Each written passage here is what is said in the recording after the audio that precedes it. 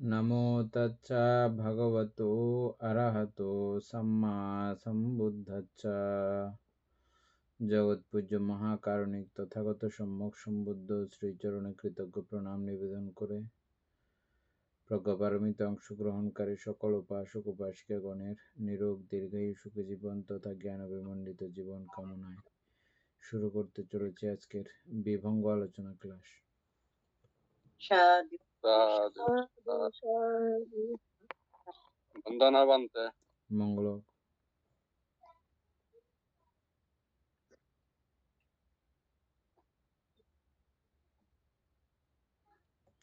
উপাসক আমাদের page number কত?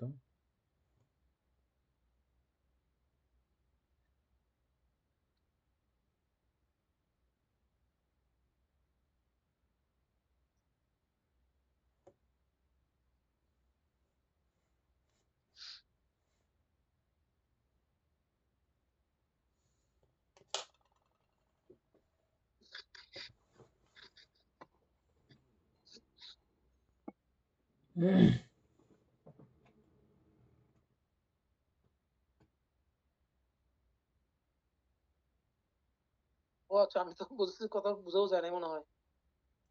না, ছিল আমাদের 151 পৃষ্ঠা পড়বো আর কি প্রথম থেকে। গতকালকে আমরা আত্মবাদ উপাদান পর্যন্ত পড়ছিলাম 230 150 পৃষ্ঠা 150 পৃষ্ঠা, সরি 233 নাম্বার।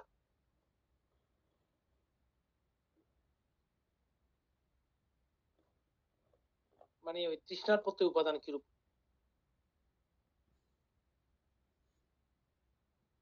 সেটা আলোচনা করার আছে বলতে।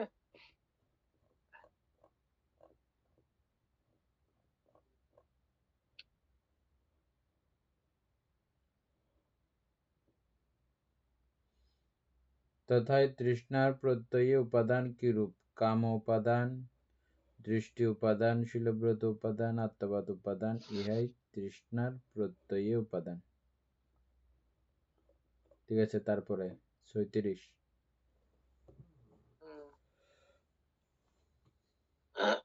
তথায় উপাদানের প্রত্যয়ে ভব কিরূপ?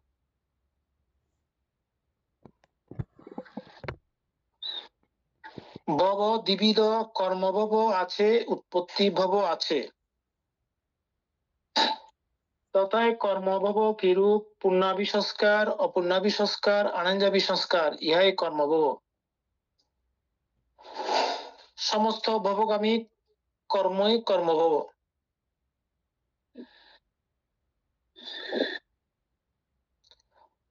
তথায় উৎপত্তি ভব কিরূপ? কামভব, রূপভব, অরূপভব, সংজ্ঞাভব।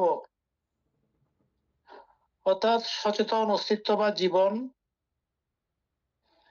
অসংজ্ঞা ভব অচেতন অস্তিত্ব, নৈব সংজ্ঞা নাসংজ্ঞা ভব, এক বোকার ভব মানে এক ভব,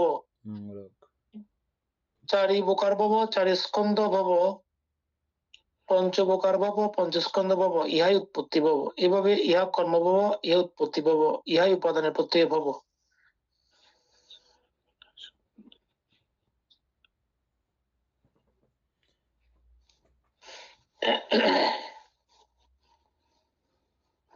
বুঝছেন তো না? বলতে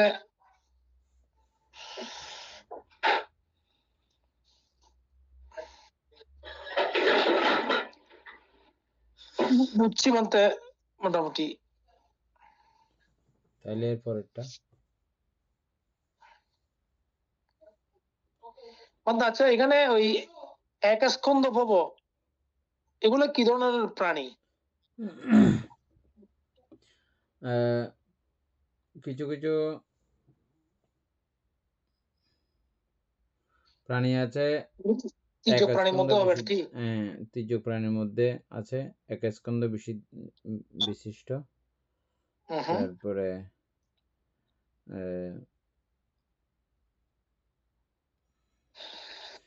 যেমন যেমন অসঙ্গ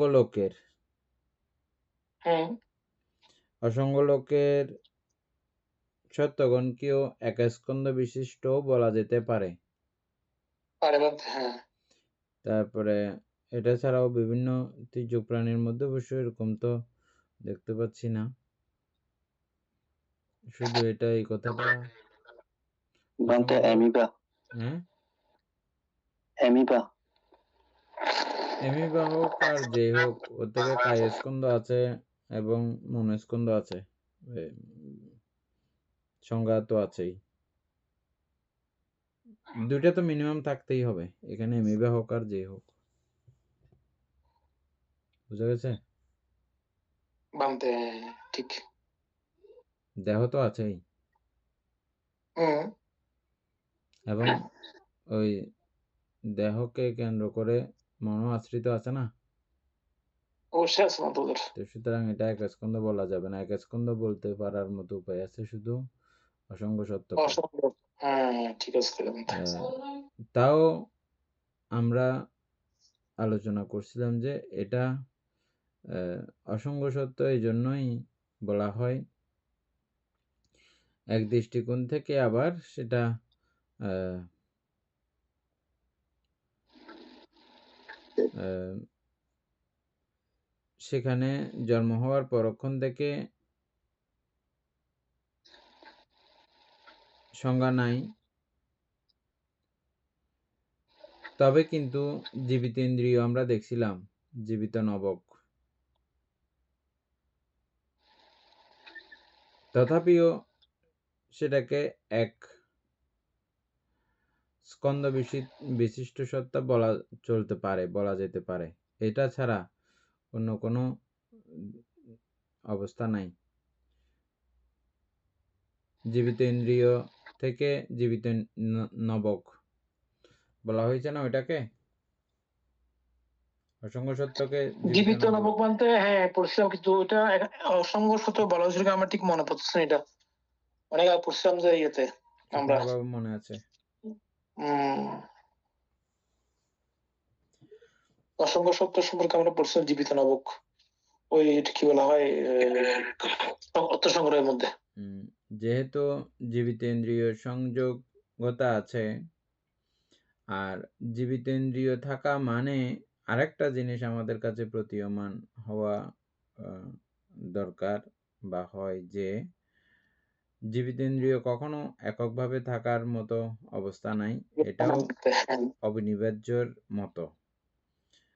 সর্বচিত্ত সাধারণ চৈতসিক একসঙ্গে সহাবস্থান আছে, কিন্তু থাকলেও এগুলোর কোনো কার্যক্রম সেখানে নাই, বিধায় সে অবস্থাটাকে আমরা অসংখ্য সত্য বলে বলছিলাম।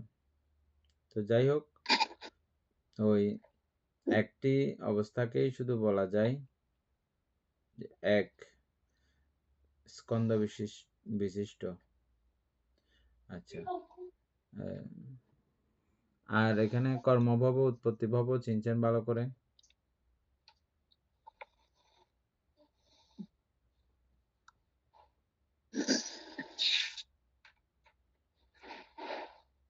সুকুমার বাবুর কাছে মনে থাকার কথা। বলতে কর্মভব উৎপত্তিভব মনে আছে? এখানে লেখা আছে। আমরা যেটা জানছিলাম এভাবে, তো এখানে লেখা মিলনে বলতে মনে হয় একটু আমরা অন্যভাবে জানছিলাম আর কি, এখানে লেখার মতো না। আমরা কর্ম জানছিলাম যে বলতে অর্থাৎ যখন জবাব অনুযায়ী মনে হয়, অর্থাৎ যে তখন কর্ম হয়ে যায়, এটা বর্তমানে ফল দিতে পারে আবার ভবিষ্যতে ফল দিতে পারে আর কি, অর্থাৎ কর্ম হিসেবে মানতে সিপ হয়ে যায় আর কি। এটা আর এটা বেশ কম নাই, একই কথা, একই কথা এনে ওই লেখায় ঘুরে ফিরে লিখছে আর কি মানতে, ঘুরে ফিরে লিখছে, একটু ব্যাপক করে লিখছে এখানে।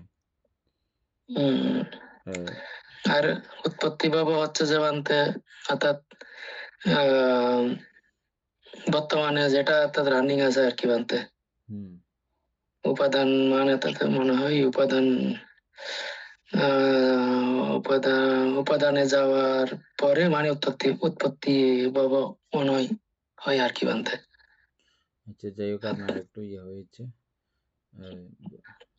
দেরি হয়েছে। তো কর্মভব হচ্ছে যে আমরা যেগুলো কর্ম সম্পাদন করি, কর্ম সম্পাদন করার পরে উপাদান পার হয়ে গেলে উপাদান তৃষ্ণা থেকে উপাদান পর্যন্ত গেলে উপাদান থেকে যখন এটা ভব আকারে সেভ হয়ে যাবে, সঞ্চিত হয়ে যাবে, সঞ্চয় করে রাখা হয়ে যাবে, সেভ করে সঞ্চয় করে রেখে দেওয়া অবস্থাটাকে আমরা ভব বলি। এবং যেটা এখন বর্তমানে করে চলতেছি প্রতি মুহূর্তে প্রতিনিয়ত জমা করতেছি। মিট হয়ে গেছে আপনারটা।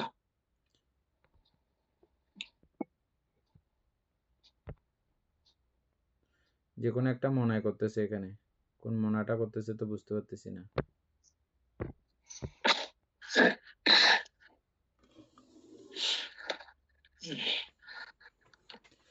আচ্ছা, কি বলতেছিলাম যে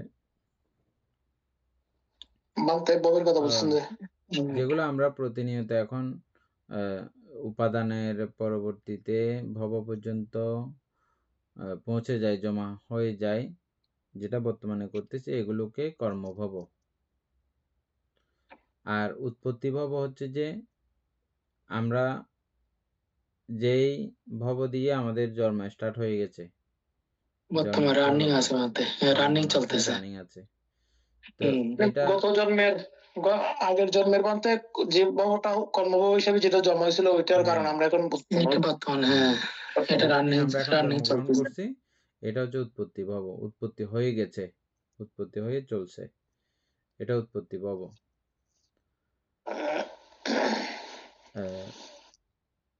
এই উৎপত্তি ভব বিভিন্ন সত্যলোকের বিভিন্ন রকম, এটাই এখানে বলা হয়েছে। কাম ভাব, রূপ ভাব, অরূপ ভাব, সংজ্ঞা ভাব। সংজ্ঞা মানে ওই অসঙ্গ সত্য। সংজ্ঞা ভাব। তারপরে আর একটা কি আছে, অসংজ্ঞা ভব, অসংজ্ঞা ভব, সচেতন অস্তিত্ব বা জীবন, অসঙ্গ ভব। ওইটা সংজ্ঞা ভব, সচেতন অস্তিত্ব বা জীবন। অসংজ্ঞা ভব অচেতন অস্তিত্ব মানতে।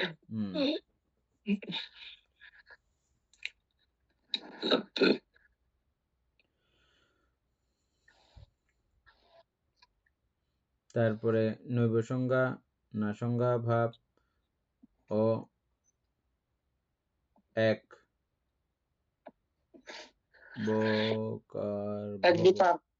বোকার ভব মানতে। এক বোকার ভব মানে হচ্ছে যে এক স্কন্ধ ভব। ওই যে এক স্কন্ধ ভব নিয়ে এতক্ষণ আলোচনা করলাম। হ্যাঁ, ওইটাই আমার প্রশ্ন সঙ্গে বলতে। তারপরে চারি স্কন্ধের তো থাকবে, আরামসে বুঝছেন। এটা পঞ্চস্কন্ধের তো আরামসে বুঝছেন, কোনো অসুবিধা নেই। এভাবে কর্মভব।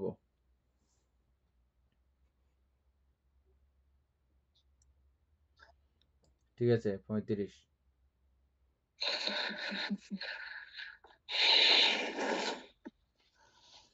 তথায় ভবের প্রত্যয় জন্ম কিরূপ?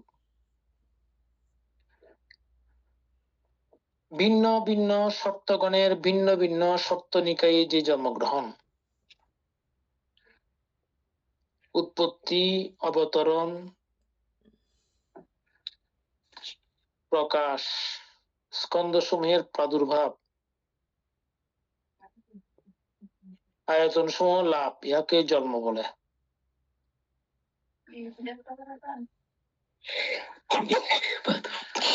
ভিন্ন ভিন্ন সপ্তগণের ভিন্ন ভিন্ন সপ্তনিকায়ে যে জন্মগ্রহণ,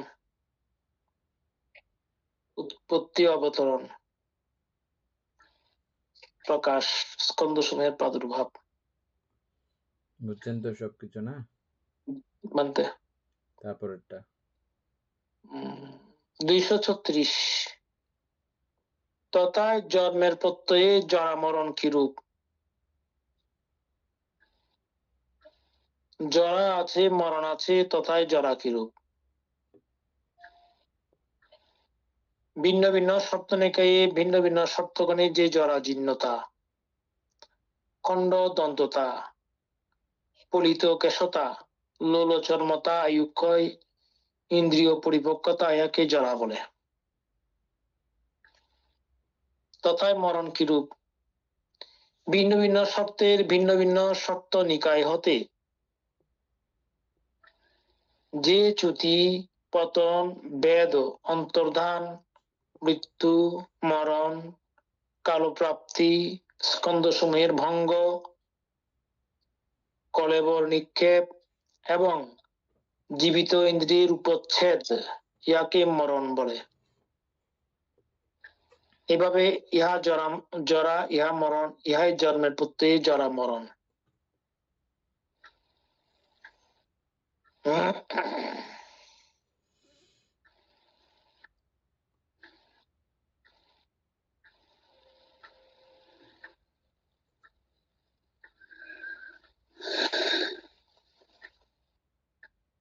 এটাতে প্রশ্ন আছে কারো? না থাকলে এর পরেরটা 237 তথায় শোক কি রূপ? জ্ঞাতি পরিহানি বা ভোগ পরিহানি বা রোগ পরিহানি বা শীল পরিহানি বা দৃষ্টি পরিহানি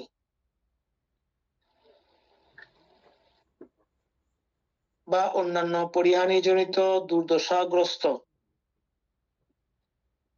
ও শারীরিক দুঃখধর্ম স্পৃষ্ট ব্যক্তির যে শোক, সূচনা, শোকগ্রস্ততা, অন্তঃশোক, অন্তঃপরিশোক, চিত্তের প্রদাহ,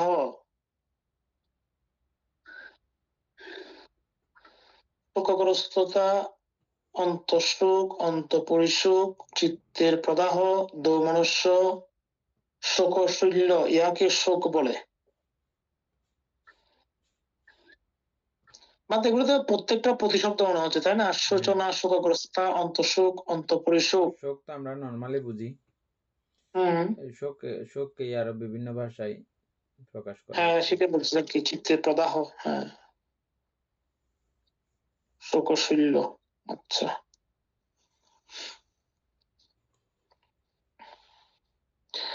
238 তথায় পরিদেবন বিলাপ কিরূপ? জ্ঞাতি পরিহানি বা ভোগ পরিহানি বা রোগ পরিহানি বা শীল পরিহানি বা দৃষ্টি পরিহানি বা অন্যান্য পরিহানি জনিত দুর্দশাগ্রস্ত ও শারীরিক দুঃখধর্ম স্পৃষ্ট ব্যক্তির যে বিলাপ,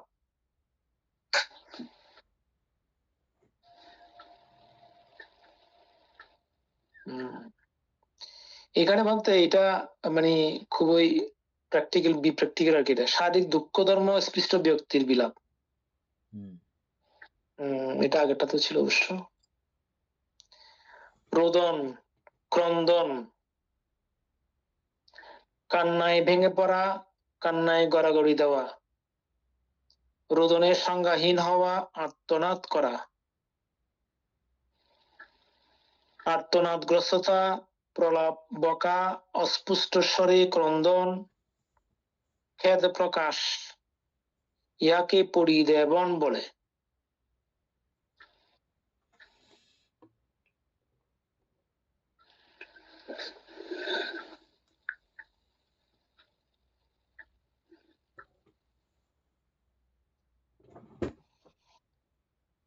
এইটাতে প্রশ্ন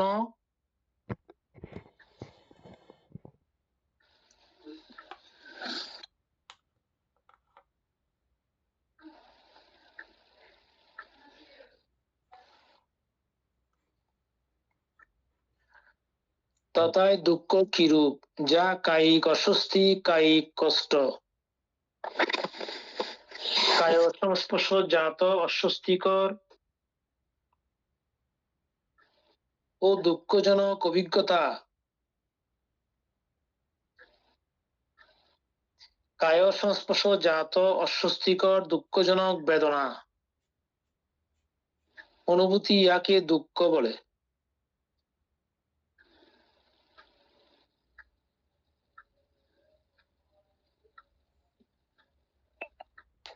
আচ্ছা, অভিজ্ঞতার বেদনার মধ্যে একটু ডিফারেন্স আছে বাদ না?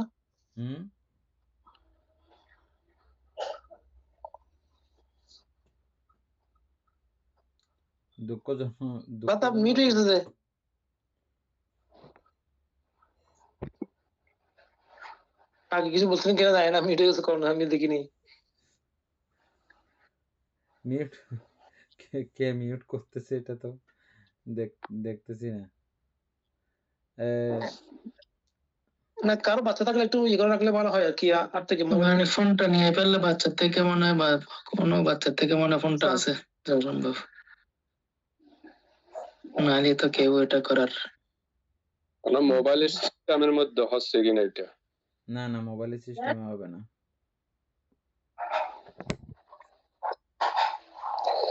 তো এখানে শুধু কায়িক দুঃখ কেন বলেছে, মানসিক দুঃখ তো আছে।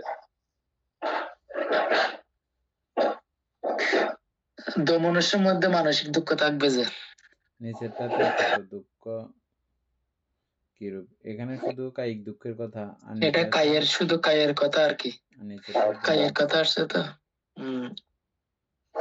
মানে আমি বলছিলাম দুঃখজনক অভিজ্ঞতা ও বেদনা মধ্যে একটু ডিফারেন্ট আছে, সেটাই তো নাকি?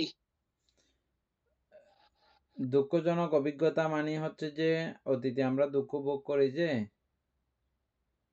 এই দুঃখের একটা অভিজ্ঞতা থাকে না, ওই অভিজ্ঞতা আমাদের অনুভূতির মাধ্যমে হয়, সেটাই সেই জন্য আমি প্রশ্ন করছি। হ্যাঁ, তারপরে ওই দুঃখজনক অভিজ্ঞতা তথায় দুঃখ কিরূপ, যা কায়িক অস্বস্তি, কায়িক কষ্ট বা কায় সংস্পর্শ জাত অস্বস্তিকর ও দুঃখজনক অভিজ্ঞতা। কায় সংস্পর্শ জাত অস্বস্তিকর দুঃখজনক বেদনা অনুভূতি, ইহাকে দুঃখ বলে। অতীতের যে দুঃখের যে অভিজ্ঞতা, ওটাও দুঃখ হিসাবে দেখানো হয়েছে আর কি। হ্যাঁ 40 তথায় দোমনুষ্য অর্থাৎ মানসিক অশান্তি কিরূপ? দুঃখের স্মৃতিগুলো সেভাবে মনে পড়লে আমরাও দুঃখিত হইতো। অতীতের দুঃখজনক হৃদয় ভারাক্রান্ত হয় সঙ্গে সঙ্গে দেখবেন। মানতে হ্যাঁ, ধর্ম স্বভাব ধর্ম কি মানতে, এটা হ্যাঁ মনের স্বভাব ধর্ম।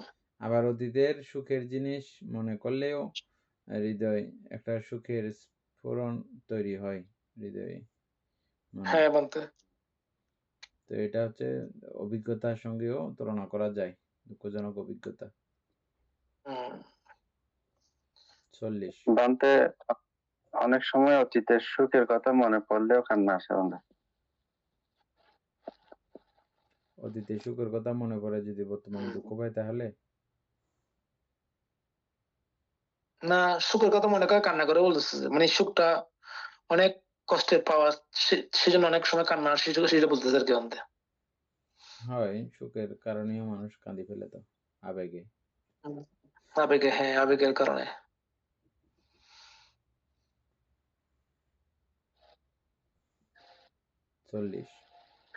আচ্ছা, তথায় দোমনস্য মানসিক অশান্তি কিরূপ? যা চৈতসিক অস্বস্তি, চৈতসিক দুঃখ, চিত্ত সংস্পর্শ জাত অস্বস্তিকর দুঃখদায়ক অভিজ্ঞতা।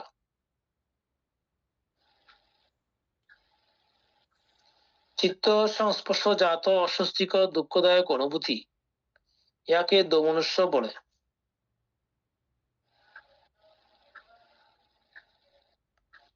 আচ্ছা, তথায় উপায়াস সাউতার বা নৈরাশ্য কিরূপ? জ্ঞাতি পরিহানি বা ভোগ পরিহানি বা রোগ পরিহানি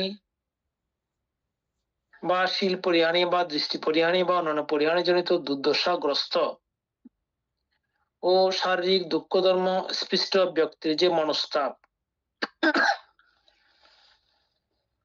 হাউতাস নৈরাশ্য মানসিক সন্তাপ, বেদনায় ভেঙে পড়া, ইয়াকে উপায়াস বলে।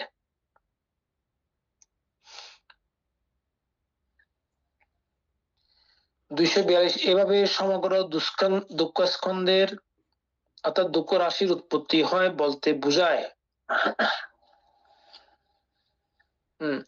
এভাবে সমগ্র দুঃখ স্কন্ধের উৎপত্তি হয় বলতে, এভাবে সমগ্র দুঃখ স্কন্ধের সঙ্গতি হয়, সঙ্গতি মানে মিলন হয়,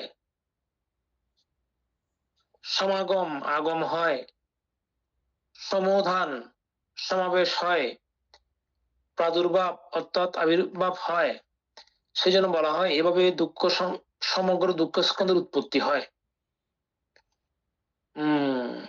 যাবতীয় যত বিশুদ্ধ দুঃখ আছে ইসলাম। এই সিস্টেমের মধ্যে দিয়েই সব দুঃখগুলো আসে। এটা গুরুত্বপূর্ণ বলতে, হ্যাঁ, মানে এই একটা এর মধ্যে সব চলে আসছে এখানে।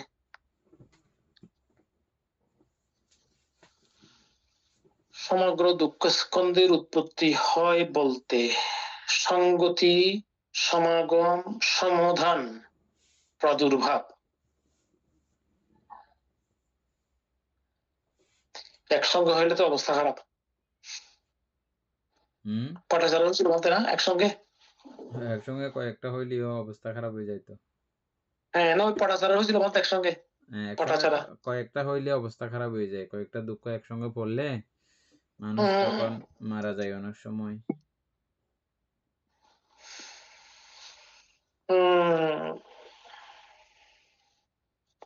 ডেঞ্জারাস মন।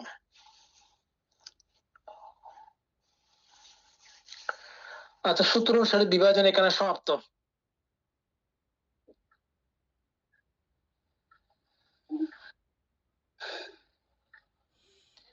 অভিধর্ম অনুসারে বিশ্লেষণ বাদ এখানে আর কোনো আলোচনা করতে তো প্রয়োজন নাই, না চলে যাচ্ছি। কেউ তো বলতেছে না, ঠিক আছে। আচ্ছা, প্রত্যয় চতুষ্ক 243।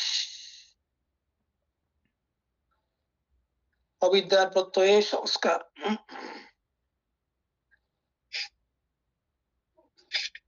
সংস্কারের প্রত্যয়ে বিজ্ঞান, বিজ্ঞানের প্রত্যয়ে নাম, নামের প্রত্যয়ে সরায়তন, সরায়তন প্রত্যয়ে স্পর্শ, স্পর্শের প্রত্যয়ে বেদনা, বেদনার প্রত্যয়ে তৃষ্ণা, তৃষ্ণার প্রত্যয়ে উপাদান, উপাদান প্রত্যয়ে ভব, ভবের প্রত্যয়ে জন্ম, জন্মের প্রত্যয়ে জরা মরণ। এভাবে সমগ্র দুঃখ স্কন্ধের উৎপত্তি হয়। আচ্ছা, এটা অভিধর্ম অনুসারে বিশ্লেষণ করা হচ্ছে, আমরা একটু দেখে নিব নাকি। অবিদ্যার প্রত্যয়ে সংস্কার, সংস্কার প্রত্যয়ে বিজ্ঞান, বিজ্ঞানের প্রত্যয়ে নাম, নামের প্রত্যয়ে স্পর্শ, স্পর্শ বেদনা, দুইবার দিচ্ছে কেন? বেদনার প্রত্যয়ে তৃষ্ণা, তৃষ্ণা প্রত্যয়ে উপাদান, উপাদান প্রত্যয়ে ভব, ভবের প্রত্যয়ে জন্ম, জন্মের প্রত্যয়ে জরা মরণ। এভাবে সংগত। আচ্ছা,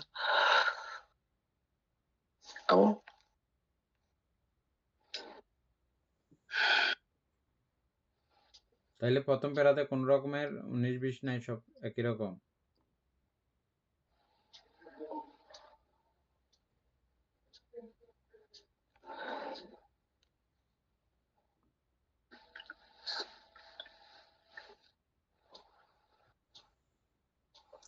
লেখা আছে তো দাদা, তিনও প্যারাতে একরকম।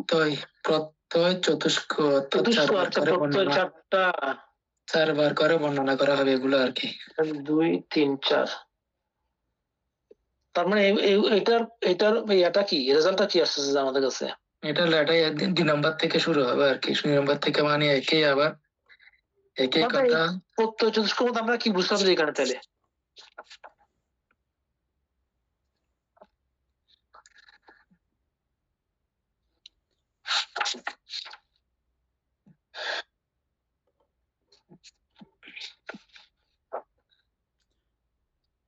প্রত্যয় চতুষ্ক এখানে সমাপ্ত।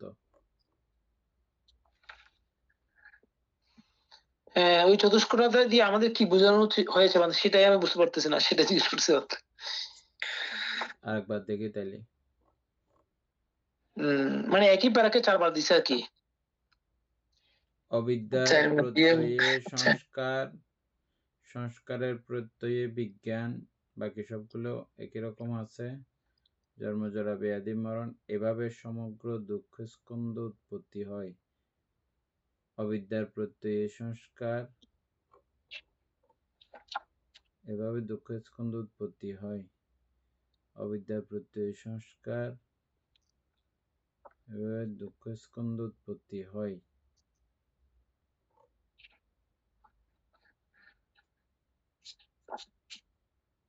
ও আচ্ছা, প্রথমটাতে সরায়তন আছে, দ্বিতীয়টাতে সরায়তন দেয় নাই বানতে, নাকি মিশি মিশি যেটা? না না, সবগুলো থাকবে। তৃতীয়টাতে, প্রথমটাতে দ্বিতীয়টাতে সরায়তন সরায়তন নাই। দিয়েছে তো, এটা আবার উপরে ইয়া করা আছে, সরায়তন লেখা আছে কলম দিয়ে। হ্যাঁ বাদে ওইটা প্রিন্টিং মিস্টেক হয়েছে বাদে, কারণ হয়েছে এরকম আবার সরায়তন হবে, ঠিক আছে। হুম। কিন্তু সেকেন্ডটাতে কিন্তু ওই নামের প্রত্যয় সরায়তন নাই। বিজ্ঞানের অবিদ্যার প্রত্যয়ের নাম, প্রত্যয়ে নামের প্রত্যয় সংস্কার, স্পর্শ। সংস্কারের প্রত্যয়ে বিজ্ঞান, বিজ্ঞানের প্রত্যয়ে নামরূপ, নামরূপের প্রত্যয়ে না না, বিজ্ঞান প্রত্যয়ের নাম লিখছে মানে শুধু বিজ্ঞান প্রত্যয়ের নাম, নামের প্রত্যয় স্পর্শ, স্পর্শ প্রত্যয় বেদনা। বিজ্ঞানের প্রত্যয়ে নাম হ্যাঁ আর নামের প্রত্যয়ে স্পর্শ, স্পর্শ। স্পর্শের প্রত্যয়ে বেদনা। এখানে সরায়তন বাদ গেছে মানে এটাতে। বিজ্ঞানের প্রত্যয়ে নাম, সরায়তন সব জায়গায় থাকবে, এটা প্রিন্টিং মনে হয় পড়ে না যে ওইরকম কিছু হবে আর কি। হ্যাঁ যাও, আমি বিজ্ঞানের ওই প্রত্যয়ে নাম, ঘটনা একটা আছে এখানে। বিজ্ঞানের প্রত্যয়ে নাম, হ্যাঁ নাম বলতে এখানে তো অরূপবাচক ব্রহ্মলোকের মধ্যে ওই যেহেতু রূপ নাই, সে বিষয়টা আসতেছে কিনা। বিজ্ঞানের প্রত্যয়ে নাম হতে পারে যদি অল্পবচনের মানে উপরটা তো না না, না, পরে নিচের গুলো সব আছে মানতে, নিচের গুলোতে একই আছে সব। প্রথম প্যারা তো এগুলা বিজ্ঞানের প্রত্যয়ের নাম আছে, নাম রূপ নাই কিন্তু। হ্যাঁ প্রথম প্যারাতেও সেম। নাম প্রথম প্যারাতে, আচ্ছা ঠিক আছে, মানে এখানে পাওয়া গেছে একটা বিষয় ডিফারেন্স আর কি, এটা কি মিস্টেক হয়েছে জানি না, মিস্টেক হলে করণ লিখে দিত। তো বিজ্ঞানের প্রত্যয়ের নাম আছে প্রথম প্যারাতে, নামের প্রত্যয় সরায়তন। সেকেন্ড প্যারাতে আছে কি বিজ্ঞানের প্রত্যয়ের নাম, নামের প্রত্যয় স্পর্শ। ওকে, নামের প্রত্যয় সরায়তন, এর রূপ নাই কিন্তু। তারপর তৃতীয় প্যারাতে গিয়ে কি আছে, তৃতীয় প্যারাতে গিয়ে কিন্তু নাম রূপ চলে আসছে, চতুর্থ প্যারাতে নাম রূপ আসছে।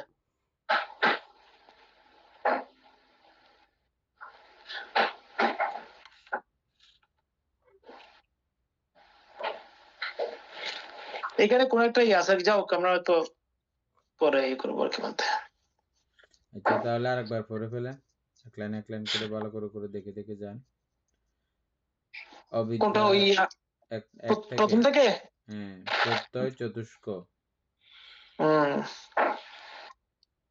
অবিদ্যার প্রত্যয়ে সংস্কার, এখানে সংস্কারের তাইলে এখানে হ্যাঁ অবিদ্যা একটা প্রত্যয়, তারপরে সংস্কারের প্রত্যয়ে বিজ্ঞান, বিজ্ঞান, তাহলে সংস্কার একটা প্রত্যয়, বিজ্ঞানের প্রত্যয়ে নাম, শুধু নাম। আর নামের প্রত্যয়ে ষষ্ঠ আয়তন। সরায়তন, সরায়তন মানতে ওইটা মিস্টেক হয়েছে, লিখেছি উপরে কলম দিয়ে। আর সরায়তনের প্রত্যয়ে স্পর্শ, স্পর্শের স্পর্শ প্রত্যয়ে প্রত্যয়ে বেদনা, বেদনা, বেদনার প্রত্যয়ে তৃষ্ণা, তৃষ্ণার প্রত্যয়ে উপাদান, উপাদান প্রত্যয়ে ভব, ভবের প্রত্যয়ে জন্ম, জন্মের প্রত্যয়ে জরামরণ। এভাবে সমগ্র দুঃখ উৎপত্তি হয়, এটা ঠিক আছে। পরে যে রূপ নাই, এখানে রূপ দেয় না আর কি মানতে। শুধু রূপটা দেয় না, সবকিছু ঠিক আছে। হ্যাঁ, তারপর সেকেন্ড প্যারা দিছে অবিদ্যা প্রত্যয়ে সংস্কার, সংস্কার প্রত্যয়ে বিজ্ঞান, বিজ্ঞানের প্রত্যয়ে নাম। এটা তো নাম আসছে, নামের প্রত্যয়ে ডাইরেক্ট স্পর্শ চলে আসছে বলতে, পুরো সরায়তন বাদ গেছে এখানে। নামের প্রত্যয়ে স্পর্শ কেমনে হবে বানতে, সরায়তন না আসলে? এটি মিষ্টি হয়েছে মনে হয় বানতে। তাইলে এটা আমরা প্রশ্ন আকারে রাখি না, উপাসক হ্যাঁ বানতে, বাবু এটা ইয়া করেন, পেজ নাম্বারটা একটু করে লেখেন এবং এই অভিধর্ম অনুসারে বিশ্লেষণের প্রত্যয় চতুষ্ক 152 পেজে 100 এটা আলোচনা করতে একটা প্রশ্ন লিখে পাঠিয়ে দেন আমার ইয়ার মধ্যে, হোয়াটসঅ্যাপের মধ্যে।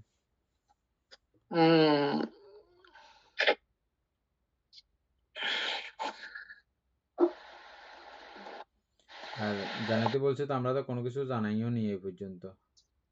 জানতে বলছিল না, তাহলে মাত্র নোট করে ভালো হবে, জানলে ভালো হবে, কারণ ওইটা তো হতে পারে না, সেটার জন্য আমি প্রশ্ন করছি আর কি পরে।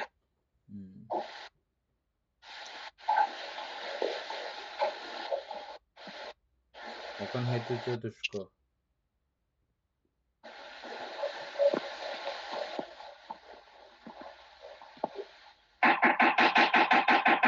কি আওয়াজ করতেছে, বন্ধ মিউট করে দিলে ভালো হতো।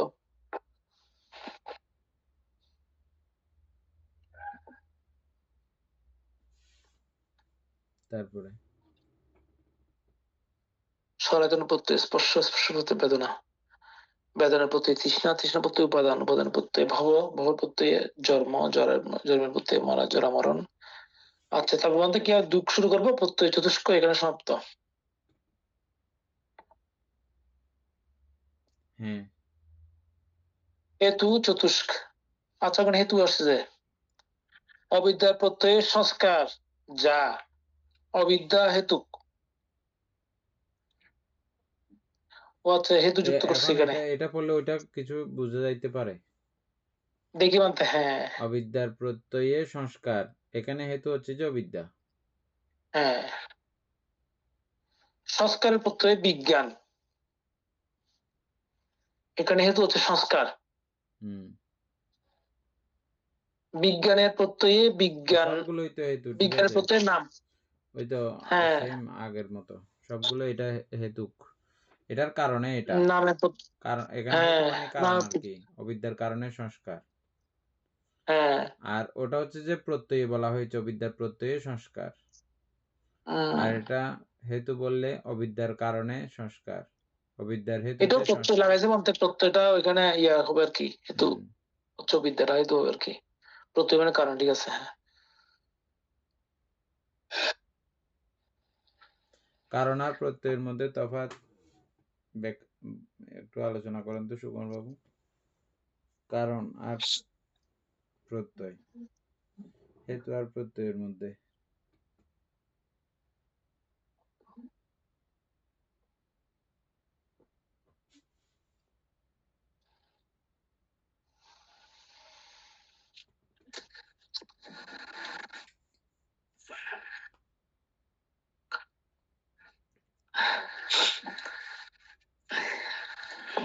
আমার মাথায় আসতেছে না, আপনি বললে ভালো হবে। উপাসক বলেন তো। বলতে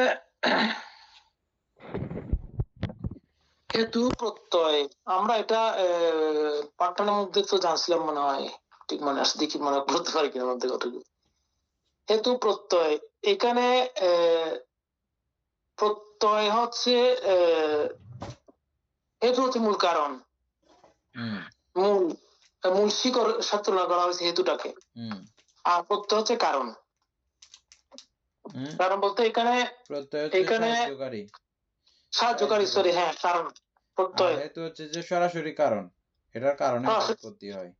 তাইলে এই অবিদ্যাটা কারণ হিসাবেও সরাসরি সাহায্য করে সংস্কার উৎপত্তি হওয়ার জন্য, আবার প্রত্যয়াকারীও সাহায্য করে সংস্কার উৎপত্তি হওয়ার জন্য, মানে সাহায্যকারী হিসেবেও থাকে। প্রত্যয়টা সাহায্যও করে অবিদ্যাটায় সংস্কার উৎপত্তি হওয়ার জন্য, আবার সরাসরি কারণও হয় সংস্কার উৎপত্তি হওয়ার জন্য। আচ্ছা আচ্ছা, দুইটা আমরা জানলাম। তারপরেরটা দেখেন,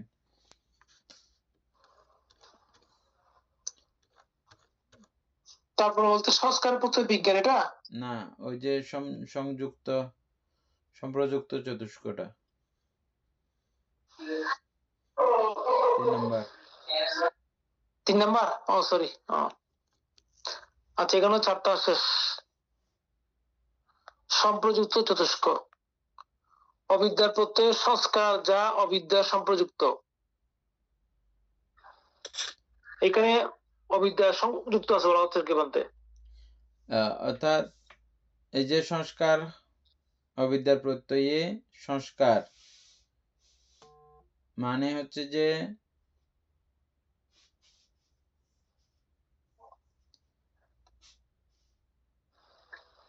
সংস্কারের মধ্যে অবিদ্যা সংযুক্ত আছে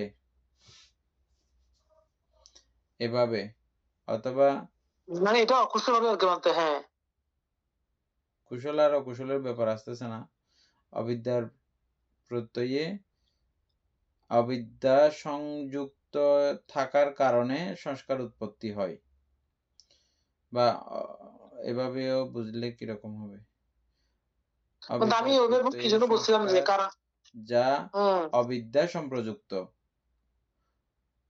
তাহলে ওই সংস্কারটা অবিদ্যা সম্প্রযুক্ত, বুঝছেন? সেই জন্য বলছি আপনার ঠিক হ্যাঁ আছে। হ্যাঁ তাহলে ওইভাবে বললে সবগুলো একই। তারপরেরটা যান।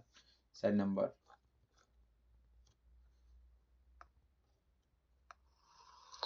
চার নাম্বার হচ্ছে পারস্পরিক চতুষ্ক, আইয়া মাইয়া।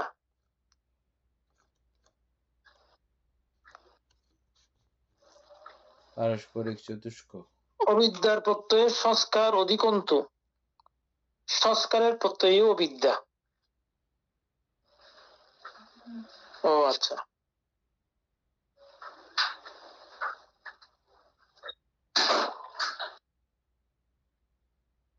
আচ্ছা তার মানে এটা মানে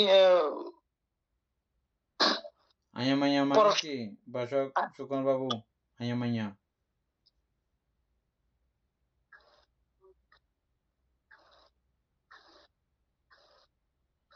আইয়া মাইয়া বাচ্চা পড়ছেন না?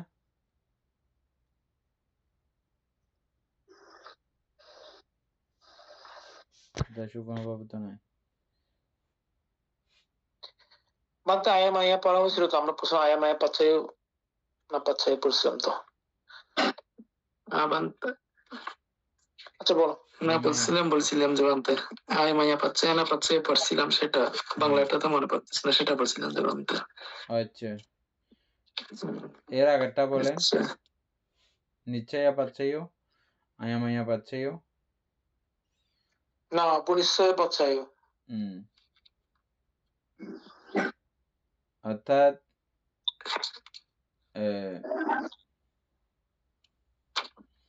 আয়া মাইয়া পাচ্ছে হচ্ছে যে এটার পরে এটাই হয়। এটার অবিদ্যার প্রত্যয়ে বিজ্ঞান যেতে পারবে না। এটার মধ্যে আছে, তফাৎ আছে।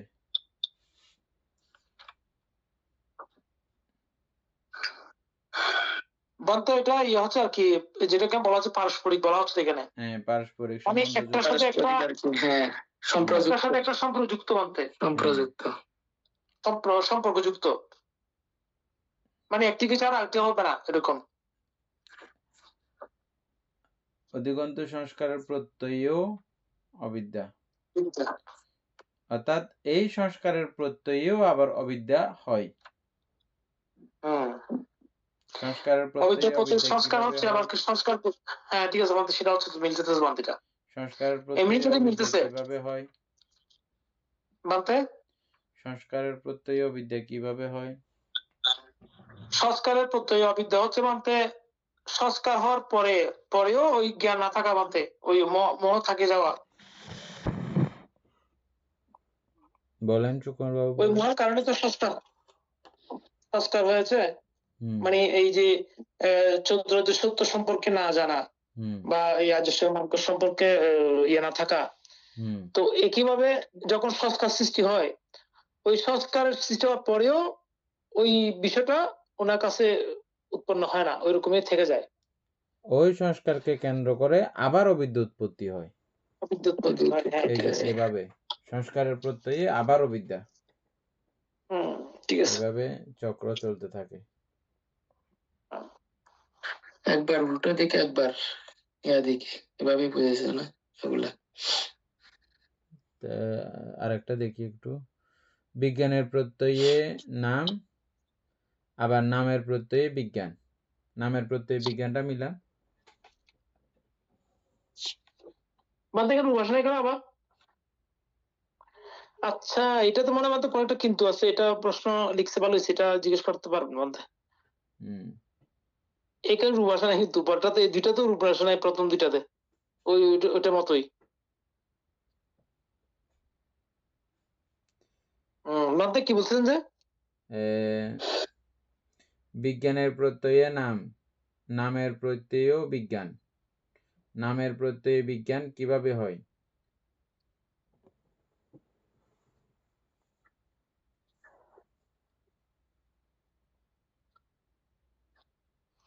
বিজ্ঞানের প্রত্যয়ের নাম, নামের তার মানে আমাদের 19 প্রকার প্রতিসন্ধি বিজ্ঞান যেটা সোজাটা ঠিক আছে, উল্টাটা বলেন।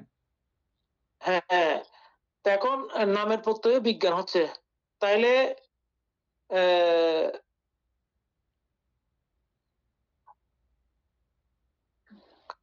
এখানে নামের প্রত্যয়ে বিজ্ঞানের নাম বেদনা সংস্কার সংজ্ঞা সুকুমার বাবু জানা থাকলে বলেন।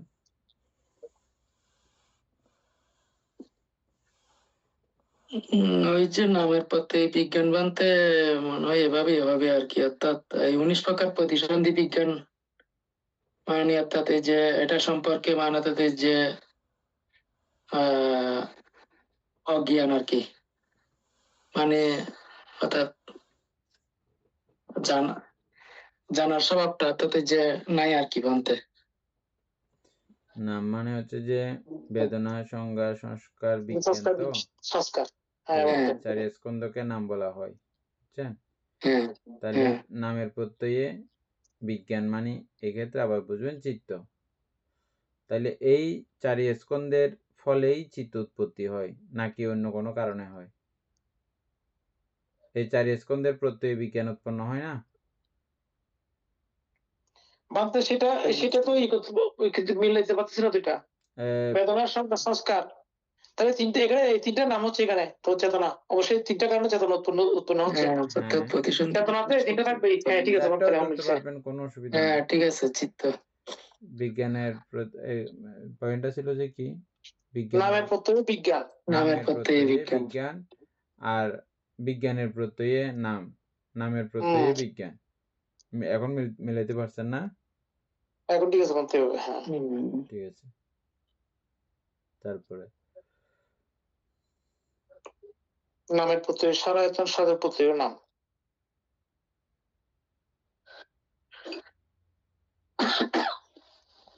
আচ্ছা মানতে, ওই আমি যে প্রশ্নটা করছিলাম, যদি শ্রদ্ধেবান থেকে প্রশ্ন করা হয়, তাহলে এখানে রূপ ছাড়া সরায়তন কেমনে হচ্ছে সেটা একটু জানা প্রয়োজন ছিল আর কি বলতে।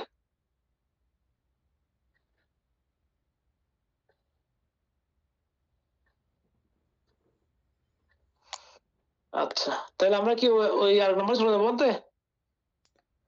নামের সরায়তনের প্রত্যয়ে আচ্ছা ওটা পড়বো। স্পর্শের প্রত্যয়ে সরায়তন কিভাবে হয়? বলতে স্পর্শের প্রত্যয়ে সরায়তন কিভাবে হবে? স্পর্শের প্রত্যয়ে সরায়তন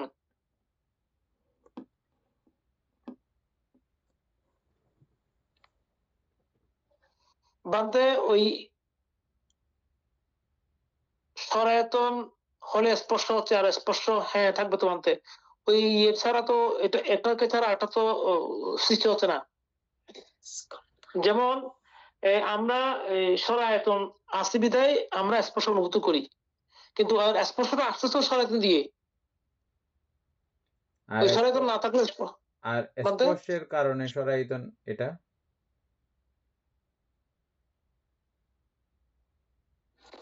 তাও স্কন্ধের মাধ্যমে বানতে মনে হয়।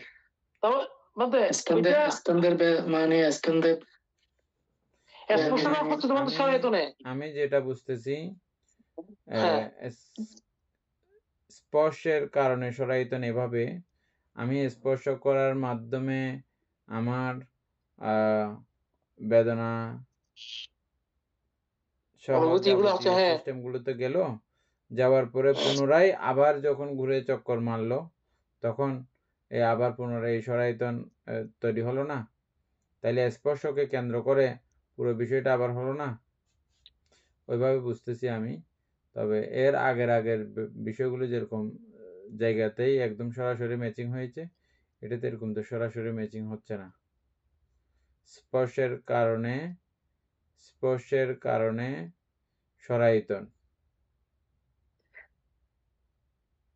বানতে আমাদের কি জানি আমরা স্পর্শটা বুঝি তো এরকম না, তিনটি কারণে স্পর্শটা হয়। ওই যে 3 নং সাংঘাতিক 500 আমরা আগে জানছিলাম না, কোথায় জানি। তাহলে তিনটি কারণে যদি স্পর্শ হয়ে থাকে, তাহলে স্পর্শ এই সরাসরি কেন্দ্র করেই হচ্ছে। এটা ঠিক আছে, প্রথম সাইডটা ঠিক আছে, উল্টো সাইড বলেন। এখন ওই রকম যদি হয়ে থাকে, তাহলে উল্টো সাইড থেকে যদি আসি, তাহলে এখানে স্পর্শের কারণে সরায়তন এটা কিভাবে বুঝাতাম? এটা আমি ওই তো অনেক মাথায় দূর আসছে দিয়ে ঘুরবে, এমনি হবে না হ্যাঁ হয়ে থাকবে না, অনেক দূর থেকে ঘুরবে। ওগুলো যেরকম হ্যাঁ কাছাকাছি হয়ে গেছে সরাসরি, ঘুরে এটা না, এরকম ঘুরে হবে না, এটা ঘুরে আসবে ঘুরে আর কি ঘুরে আসবে। হ্যাঁ হ্যাঁ হ্যাঁ এটা তারপরে তোমার দেখেন তো, বোঝা তারপরটা দেখেন, বেদনা, স্পর্শের প্রত্যয় বেদনা, স্পর্শের প্রত্যয় বেদনা বেদনা, প্রত্যয় স্পর্শ। বেদনার প্রত্যয় হ্যাঁ স্পর্শ, এটাও ওই ঘুরে আসতে হবে, সরাসরি তো নাই। আচ্ছা, এটা মনে হয় একটু করে ইয়ারে প্রশ্ন করলে হতো চ্যাট জিপিটি কে, আমাদের ইয়ে আছে কিনা। উপাসক সুপ্রিয় বাবু, হ্যাঁ একটু প্রশ্ন করে দেখান তো। স্পর্শের কারণে সরাইতন, এটা কিভাবে হয়? পাইলে আমাদেরকে জানিয়েন। উপাসক তারপরে আচ্ছা, বেদনা প্রত্যয় তৃষ্ণা, তৃষ্ণা প্রত্যয় বেদনা।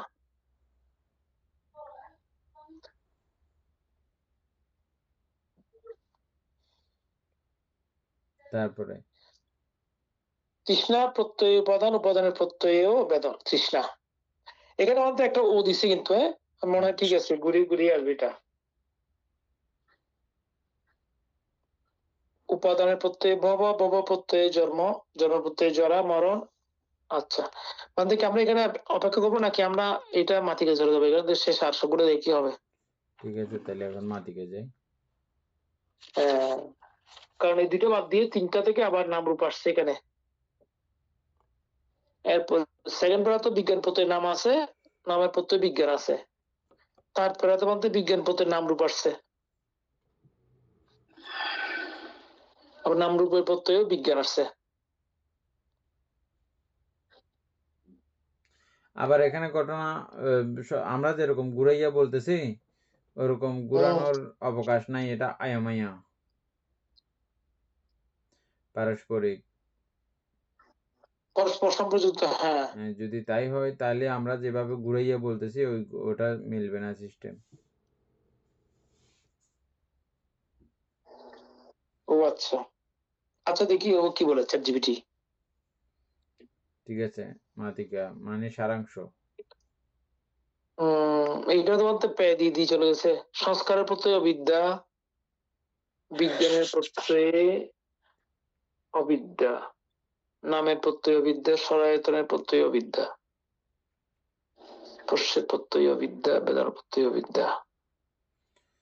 প্রথমটা দিয়েছে সংস্কারের প্রত্যয়ে অবিদ্যা, দ্বিতীয়টা বিজ্ঞানের প্রত্যয়ে অবিদ্যা, ও আচ্ছা, এটা ওই জায়গাটাকে হ্যাঁ বাদ দে। তৃতীয়টা হচ্ছে যে নামের প্রত্যয়ে অবিদ্যা, তারপর হচ্ছে যে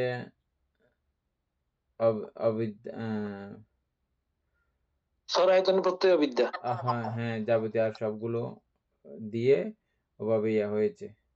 এটা তো আমাদের রূপ নাই, হ্যাঁ এটা ম্যাচিং হয়েছে সুন্দর করে। বলতে এখানে লিখছে কেন বলা হয় সরায়তনের কারণে স্পর্শ হয়। স্পর্শ ঘটার জন্য 3টে জিনিসের মিলন প্রয়োজন। ইন্দ্রিয় অর্থাৎ চোখ, বিষয় যেমন দৃশ্য বা রূপ, বিজ্ঞান চক্ষু বিজ্ঞান বা দেখার সচেতনতা, এই 3টির মিলনকেই বলা হয় স্পর্শ।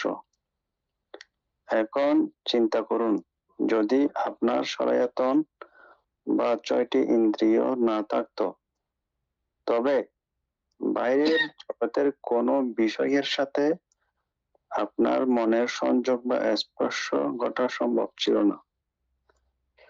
যেমন যার চোখ নেই তার জন্য আলোর সাথে চক্ষু স্পর্শ ঘটা অসম্ভব। তাই সরায়তন হলো স্পর্শের আধার বা পূর্বসত্ত্ব। এদের কার্যকরণ প্রক্রিয়া: নামরূপ থেকে সরায়তন গর্ভে নামরূপে বিকাশের ফলে চোখ, কান ইত্যাদি 6টি প্রবেশদ্বার বা সরায়তন তৈরি হয়।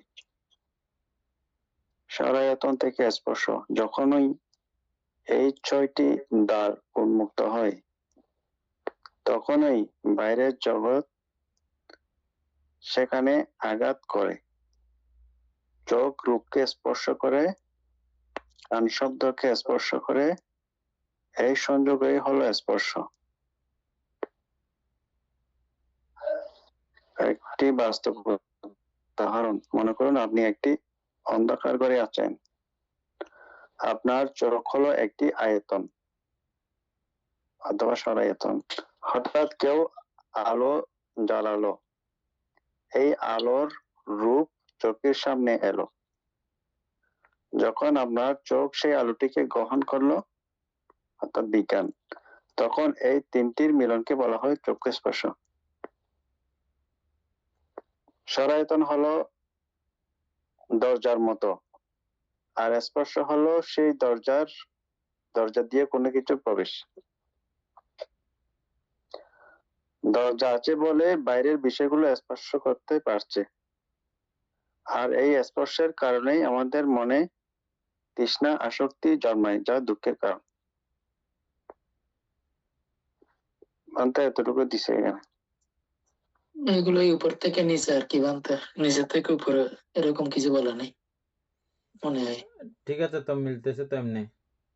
আর এটা সংস্কারের প্রত্যয় অবিদ্যা, এটা মিলাইতে পারছেন? বিজ্ঞানের প্রত্যয় অবিদ্যা,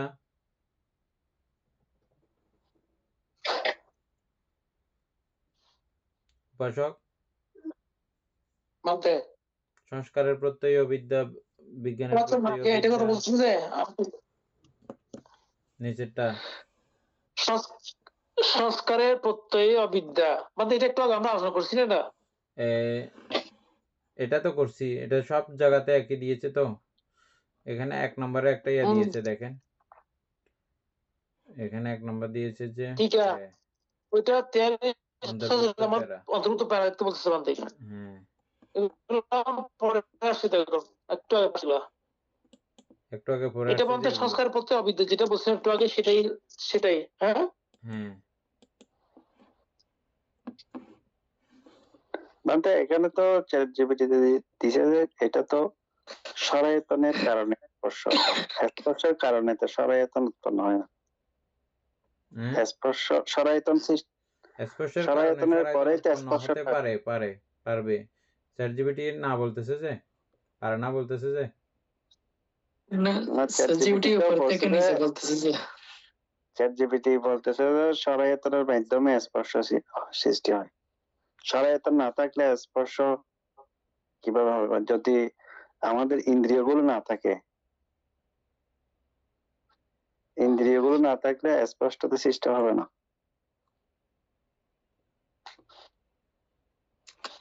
কিন্তু সৃষ্টি হওয়ার পরে তাহলে মানে তাদের যে অর্থ বা ওইটা ইয়া সরায়তনের সংস্পর্শ হবে যেমন। এটা আবার কালকে দেখবো। হ্যাঁ, মানে 32 হয়ে গেছে একদম, কম চলে গেছে। প্রিয় উপাসক উপাসিকা বৃন্দ, এতক্ষণ যাবৎ আমরা বিভঙ্গ আলোচনা করেছি, এতে আমাদের অপরিমেয় পুণ্য সাধিত হয়েছে। এই পুণ্যরাশি অনন্ত চক্র অলবায়ু সত্যগণকে দান করছি, গুরুবান্ধব দেহকে দান করছি, মাতা পিতাগণকে দান করছি, এবং এই পুণ্যের কাছে আমরা প্রত্যেকে প্রার্থনা করব নির্বাণ লাভ অবধি অসৎ ব্যক্তি মূর্খ ব্যক্তি পাপ মিত্রের সংসর্গ লাভ না করে সদা সর্বদা জ্ঞানদর্শী কল্যাণ মিত্রের সান্নিধ্য সংসর্গ লাভ করতে সক্ষম হই। এরূপ সাধু কামনা পোষণ করে আজকের মতো ক্লাস এখানে সমাপ্ত করছি। সাধু সাধু সাধু।